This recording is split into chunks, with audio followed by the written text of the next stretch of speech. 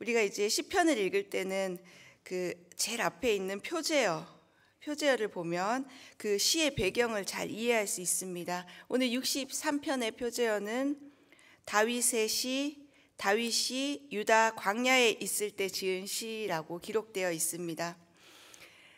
다윗은 한 나라의 왕으로서 그 나라를 다스리고 또 전쟁에도 나가고 그런 여러 가지 일상을 경험할 때 얼마나 바쁜 삶을 살았겠습니까? 그리고 또 파란만장한 인생을 산 사람입니다. 그런 바쁜 와중에서도 다윗은 많은 시, 하나님과의 그 고백의 시들을 남긴 것을 볼 수 있습니다.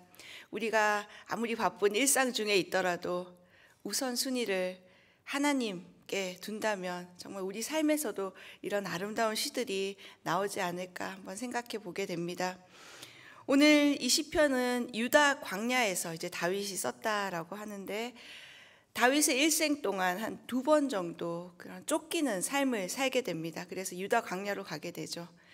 첫 번째는 그 아버지였던 그 사울 왕을 통해서 그 2대 왕이 된 다윗은 사울의 그 쫓김을 당하면서 유다 광야로 나가게 됩니다. 또 2번째는 그 아들 압살롬의 반역으로 인해서 다윗이 이제 유다 광야로 가게 되는 일이 있습니다. 그 일은 정말 다윗의 생애에 있어서 아주 큰 아픔이었습니다. 그래서 오늘 이 내용적으로 볼 때 아마 2번째 쫓기는 일로 인해서 유다 광야로 가지 않았을까라고 보고 있습니다. 그 이야기는 사무엘하 15장에 자세히 나와 있습니다. 사무엘하 15장에는 그 다윗의 아들 압살롬의 반역 이야기가 기록되어 있습니다. 그때 아들만 반역한 것이 아니라 정말 신뢰하고 믿었던 참모 아히도벨까지 반역을 해서 이제 다윗은 궁지에 몰리는 그런 입장이 되죠. 그래서 피신할 수밖에 없는 상황이었습니다. 사무엘하 15장 14절에 보면 다윗이 이제 예루살렘 신하들에게 이렇게 이야기하는 장면이 있습니다. 이제 여기서 도망가야겠다. 그러지 않으면 우리 가운데 어느 누구도 압살롬에게서 살아남을 수 없을 것이다. 지금 당장 떠나자. 그 아이가 조만간 우리를 쳐서 해치고 칼로 성을 칠까 두렵구나.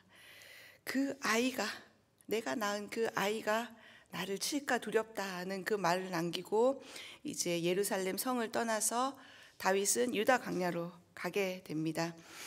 오늘 이 다윗은 광야라는 절망적인 공간에서도 나와 함께 하시는 그 하나님, 궁극적으로 내 삶을 승리로 이끄실 그 하나님을 바라보면서 오늘 이 시를 쓰는 것입니다. 절망의 순간에 다윗은 하나님을 노래한 것입니다. 여러분은 절망의 시간, 가장 낙담되는 그 시간에 누구를 가장 먼저 떠올리십니까? 어떻게 그 감정을 다스리고 계십니까? 오늘 이 광야에 놓여진 다윗의 그 심정을 기억하면서 한번 본문 1절에서 3절까지의 말씀을 한번 읽어보겠습니다. 다 같이 1절에서 3절까지 시작. 오 하나님이여, 주는 내 하나님이시니 내가 주를 간절히 찾습니다. 물이 없어 메마르고 지친 땅에서 내 영혼이 주를 목말라 하며 내 육체가 주를 간절하게 바랍니다. 내가 주를 성소에서 보았듯이 주의 능력과 주의 영광을 보려는 것입니다. 주의 인자하심이 생명보다 낫기에 내 입술이 주께 영광을 돌릴 것입니다. 아멘. 성경에 나오는 이 광야, 유다 광야는 정말 아무것도 없는 그런 광야입니다. 누구의 도움도 받을 수 없고 또 사람들이 즐겨 찾는 곳도 아니죠. 물 한 방울 없는 이 메마른 광야에서 다윗이 느낀 그 갈증은 오히려 오늘 이 시에서 볼 수 있듯이 하나님을 향한 영적 갈망으로 표현되고 있습니다. 다윗은 지금 자신의 상태를 물이 없어 메마르고 지친 땅으로 표현합니다. 여러분 그 가뭄으로 메말라 있는 그 땅을 한번 상상해 보십시오. 쩍쩍 갈라져 있는 그 땅. 그 땅을 내 힘으로 어떻게 하고자 해도 어떻게 할 수가 없죠. 너무 딱딱해서. 그때는 오직 위로부터 내리는 단비, 비가 있어야만 회복될 수 있는 그런 상황인 것이죠. 오늘 다윗은 이런 메마른 땅과 같은 절박한 상황에 놓여 있습니다. 오늘 이 절박한 상황 가운데서 다윗이 하나님을 예배하며 먼저 하나님 앞에 나아가는 그 고백을 드리고 있습니다. 자신의 그 아무것도 없는 자신의 상황을 원망과 분노의 감정으로 채우는 것이 아니라 아무것도 없는 그곳에서 다윗은 오히려 성소에서 보았던 그 하나님의 능력과 영광을 떠올렸습니다. 광야에서 오직 그 한 분만을 구하며 나간 것입니다. 영혼과 또 육체, 내면적으로 또 외면적으로 보이는 그런 모든 상황이 절망적인 그 상황 가운데서 다윗은 전 인격적으로 주를 만나기 원하는 그 간절함을 담아서 오늘 이 노래를 하고 있는 것입니다. 우리도 목이 마르면 육체적으로 이렇게 운동하다가 또는 목이 마르면 물을 마시면 그 갈증이 해소되는 것을 경험할 것입니다. 인간의 그 갈급함, 육체적인 갈급함은 물 한 잔으로 채울 수 있죠. 하나님의 창조물인 인간의 이 영혼의 갈급함은 무엇으로 채울 수 있습니까? 그것은 예수님께서 요한복음 4장 14절에 영혼의 갈급함을 채울 수 있는 한 가지 방법을 선포하며 말씀하시죠. 예수님은 우리에게 이렇게 말씀하셨습니다. 내가 주는 물을 마시는 자는 영원히 목마르지 아니하리니 내가 주는 물은 그 속에서 영생하도록 솟아나는 샘물이 된다 라고 예수님은 선포하셨습니다. 예수님은 우리의 생명의 주인이십니다. 지금 여러분이 그 인생의 광야를 지나며 메마른 현실을 마주하고 있다면 오늘 그 영원한 샘물이 되시는 예수님을 만나시기 바랍니다. 예수님은 단비처럼 우리 인생에 찾아와 우리를 만나주시고 우리의 인생을 더욱 새롭게 하시는 분이십니다. 다윗은 자신의 삶에 베풀어 주신 그 하나님의 인자하심, 은혜, 헤세드라고 하죠. 그것을 다시 기억하면서 내게 부어주신 그 하나님의 인자하심, 그 은혜가 내 생명보다 낫습니다. 당신의 은혜가 가장 소중합니다 라고 오늘 노래하고 있습니다. 인생에서 가장 소중한 가치를 다윗은 명확하게 알았던 것입니다. 목마른 영혼의 다윗, 오늘 그 해결 방법을 명확히 알았던 다윗처럼 우리가 오늘 혹시 목마른 분이 계시다면 물론 물도 마셔야 되지만 예수님께 주님 당신의 생수를 나에게 부어 주십시오 라고 고백하며 기도하며 나아갔으면 좋겠습니다. 오늘 이 아침에 영원히 목마르지 않는 그 예수 그리스도의 생명수, 예수님의 영원한 샘물을 마시는 복된 아침 되길 바랍니다. 오늘 계속해서 4절에서 8절 말씀을 한번 읽어보도록 하겠습니다. 4절에서 8절 본문, 시편 읽을 때는 다윗의 마음처럼 읽는 것이 중요합니다. 한번 다윗의 심정을 생각하며 읽어봅시다. 시작. 이렇게 내가 살아있는 동안 주를 찬양하고 주의 이름 때문에 내 손을 들어 올릴 것입니다.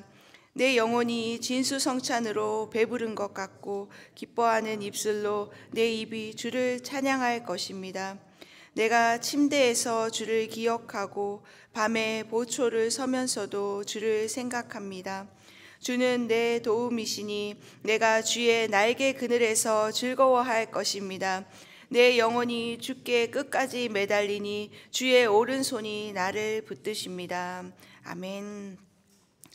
오늘 4절 말씀에 보면 내 손을 들어 올릴 것입니다. 아마 다윗은 광야에서 먹을 것이 없어 배고파서 손을 들어 올릴 힘조차 없었을 수 있습니다.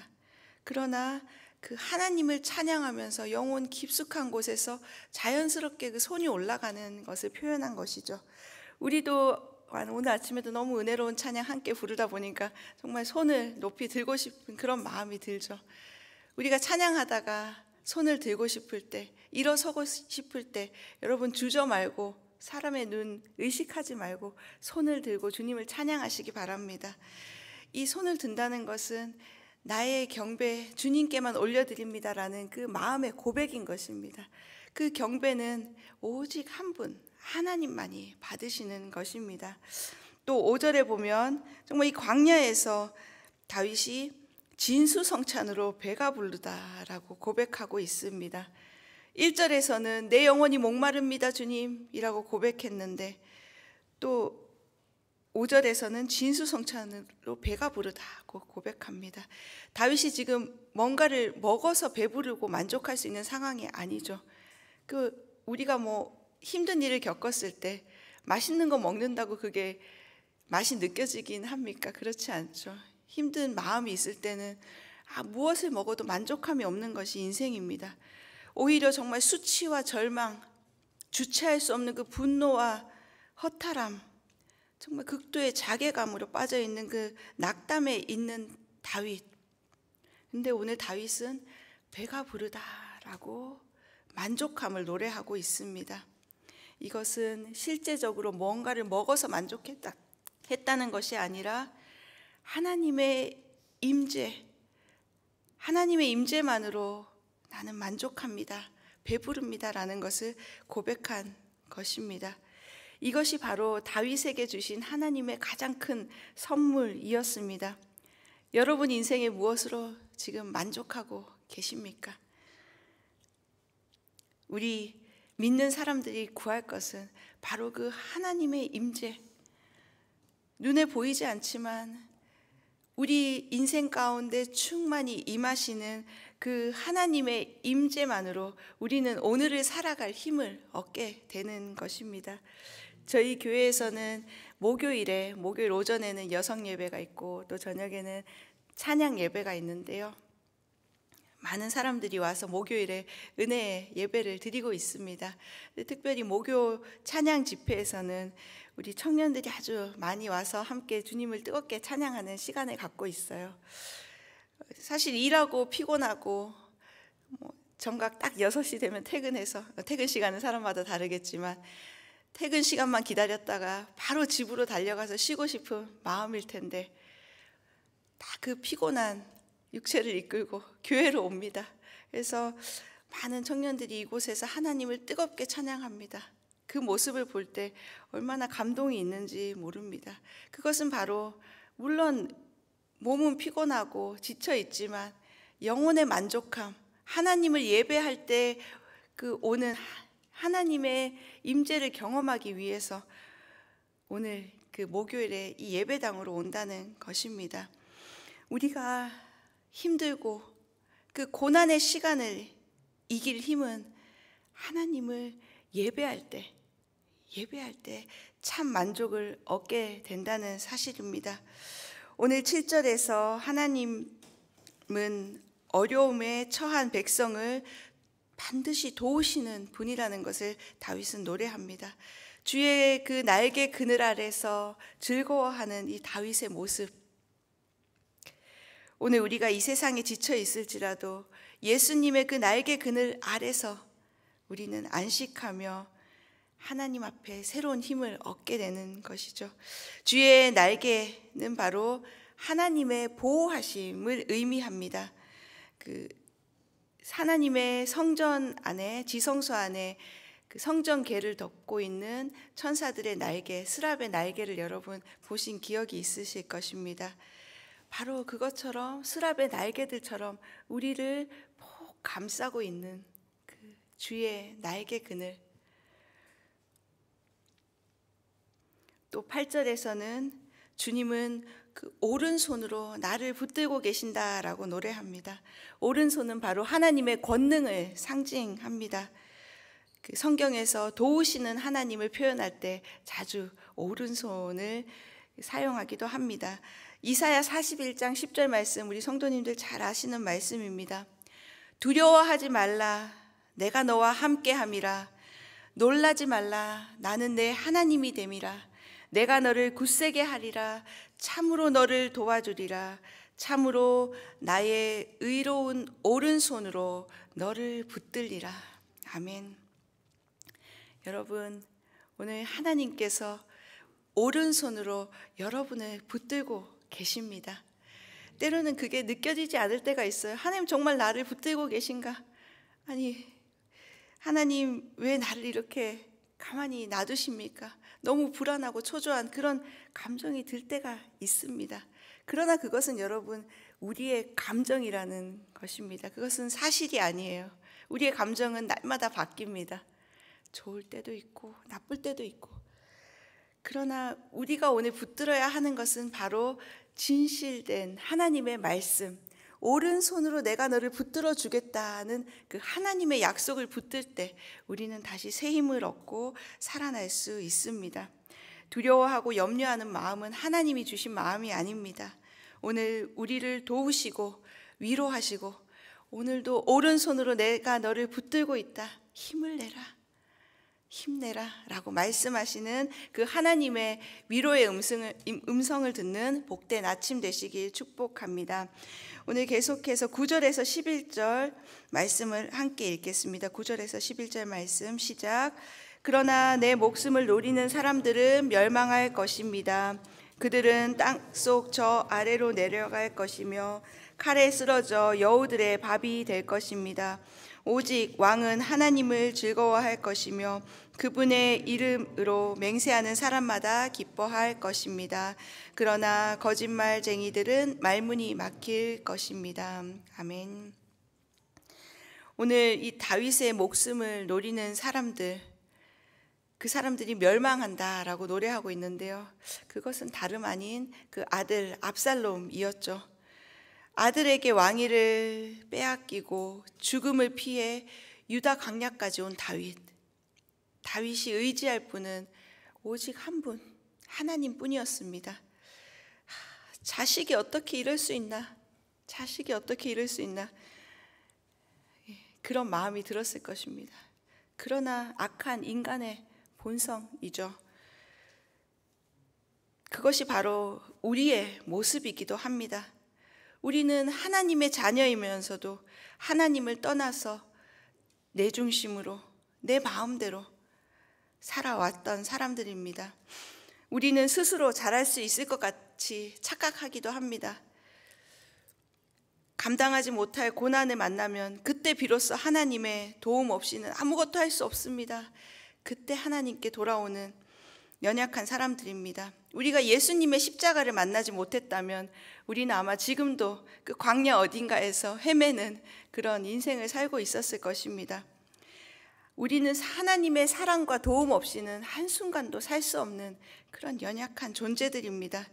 때로는 이런 고난을 통해서, 광야와 같은 시간을 통해서 정말 하나님 나에 가까이 계셨구나 라는 것을 깨닫게 되는 은혜를 경험하게 됩니다. 광야는 바로 우리의 영혼이 회복되는 장소입니다. 그 원수의 결국은 깊은 어둠, 하나님이 내버려 두시는 죽음의 공간이며 여우의 밥이 된다라고 노래합니다. 구약에서는 매장되지 못한 채 버려지는 것을 하나님의 심판으로 표현하기도 했습니다. 거짓말쟁이들은 더 이상 아무런 말도 하지 못하는 그런 상황이 되는 패배와 죽음의 결말을 맞이한다고 오늘 노래하고 있습니다. 9절에 보면 내 목숨을 노리는 사람들이 멸망하고 땅속 저 아래로 내려간다라고 그런 예언적 선포를 하고 있는데요. 바로 이것이 현실적으로 이루어지는 것을 우리는 보았습니다. 사무엘하 17장에 보면 그 반란의 주역이었던 아히도벨은 자기의 제안이 받아들여지지 않는 것으로 인하여서 낙담해서 자기의 고향으로 돌아가서 결국은 자살하는 결말을 맞게 됩니다. 또 압살롬은 어떻습니까? 압살롬은 머리털이 아주 풍성한 사람이었던 것 같은데 나뭇가지에 자기 머리가 걸려서 어이없게 그 나뭇가지 위에서 죽음을 맞이하게 되는 그 악인의 최후를 우리는 사무엘하 말씀을 묵상하면서 보았습니다. 하나님은 반드시 이 악인을 심판하십니다. 왜냐하면 하나님은 악을 미워하시기 때문입니다. 지금도 이 세상 가운데 악이 득세하는 것 같이 보여도 절대 우리가 낙담해서는 안 됩니다. 궁극적으로 하나님은 당신의 자녀들을 끝까지 보호하시고 악인들은 망하게 하시기 때문입니다.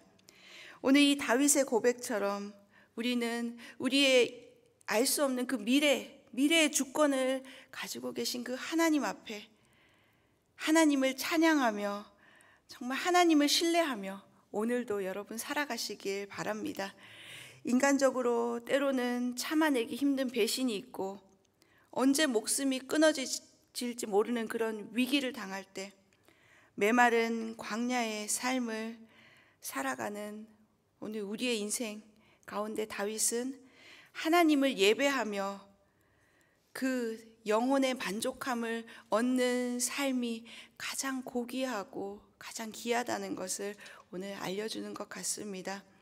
이 다윗의 시편을 통해 우리가 어디에 있는가가 중요한 것이 아니라 어디에 있을지라도 누구와 함께 하고 있느냐, 그것이 가장 중요하다는 사실을 우리는 깨닫게 됩니다.